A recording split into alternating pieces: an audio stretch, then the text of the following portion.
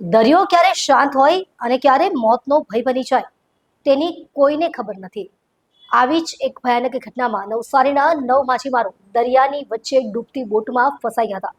બોટના એન્જિનમાં અચાનક ખામી સર્જાતા માછીમારો માટે એક એક ક્ષણ ભારે બની ગઈ હતી.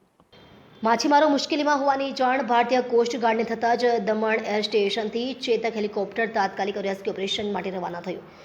દરિયાના મોજા વચ્ચે જીવ બચાવવાની આશા સાથે બેઠેલા માછીમારો સુધી કોસ્ટગાર્ડની ટીમ પહોંચી અને તમામ 9 માછીમારોને સુરક્ષિત રીતે બહાર કાઢી દીધા હતા.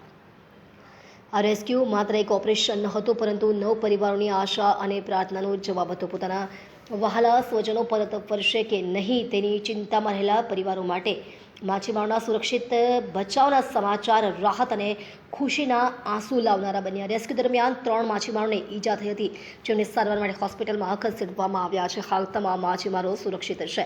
દરિયાની વચ્ચે જીવન અને મોત વચ્ચેની લડાઈમાં ભારતીય કોસ્ટગાર્ડે ફરી એકવાર સાબિત કર્યું કે મુશ્કેલીમાં ફસાયેલા માછીમારો માટે કોસ્ટગાર્ડ માત્ર સુરક્ષા દળ નથી, પરંતુ દરિયામાં આશાનું કિરણ છે.